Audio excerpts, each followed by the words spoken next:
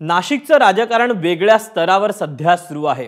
आज कोण उठून भाजप किंवा शिवसेनेत जाणार यावरून इथे अक्षरशः पैजा लागले असतील। सध्या इथे ठाकरेंच्या शिवसेनेला रोज नवे हादरे बसणंही सुरूच आहे। भाजपची ताकद वाढवण्यासाठी विरोधी पक्षातील महत्त्वाचे मोहरे हे टिपणं सुरू आहे आणि त्या नादात गंभीर आरोप असलेले गुन्ह्यांची नोंद असलेल्या नेत्यांनाही भाजप पायघड्या घालताना दिसते। अशा नेत्यांचा पक्षप्रवेश थांबवण्याची नामुष्कीही भाजपवर आली। काय घडतंय नाशिकमध्ये बघूया हा स्पेशल रिपोर्ट।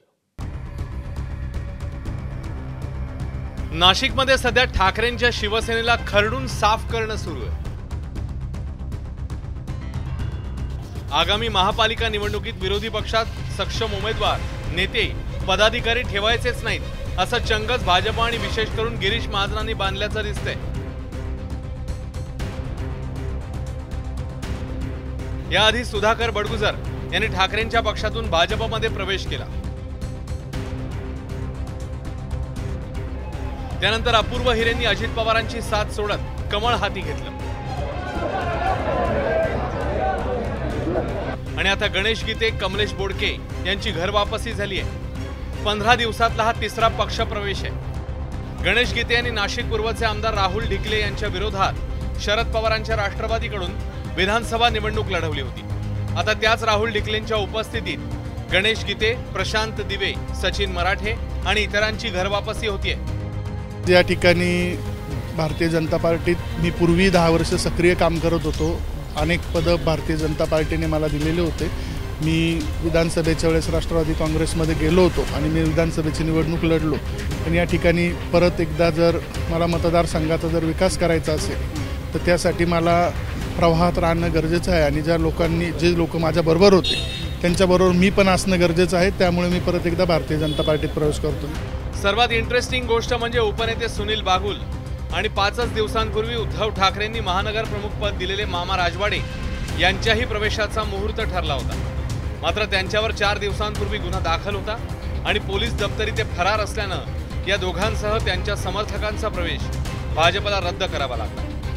पोलीस दप्तरी फरार असणारे मामा राजवाडे, सुनील बागुल आज पक्षप्रवेश करत असल्याचं वृत्त एबीपी माझाने प्रसारित केलं। त्यानंतर राजकीय क्षेत्रातून भाजपवर सडकून टीका झाली आणि हा पक्षप्रवेश तात्पुरता थांबवण्यात आला।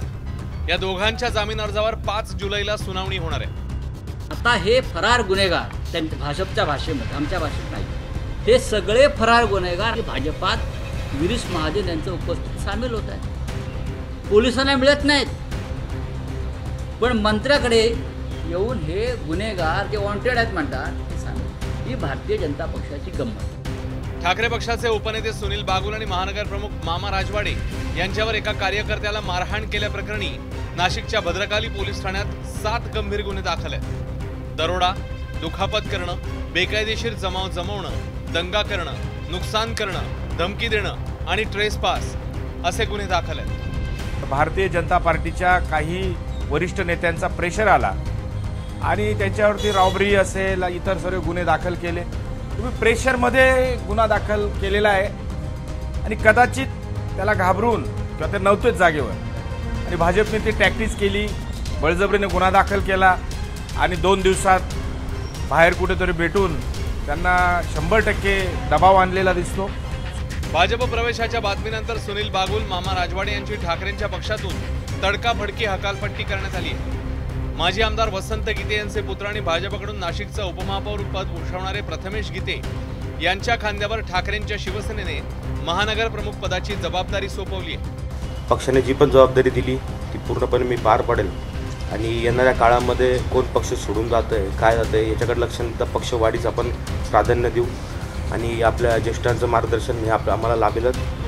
तसे सर्व मी पक्षाच्या सर्व ज्येष्ठांचे पण आभार मानतो की त्यांनी माझं नाव सुचवलं आणि मला महानगर प्रमुख पदाची जबाबदारी दिली। या सर्व आरोप प्रत्यारोप आणि राजकीय घडामोडींनंतर मंत्री गिरीश महाजनांनी ठाकरेंच्या शिवसेनेला टोला लगावला। सुनील बागुल आणि मामा राजवाडे यांचा पक्षप्रवेश ठरला नव्हता पण भविष्यात प्रवेश होऊ शकतो अशी माहिती मंत्री गिरीश महाजनांनी दिली। संजय राऊतांचं असं म्हणणं आहे की त्यांच्यावर गुन्हे दाखल आहेत म्हणून पक्षप्रवेश।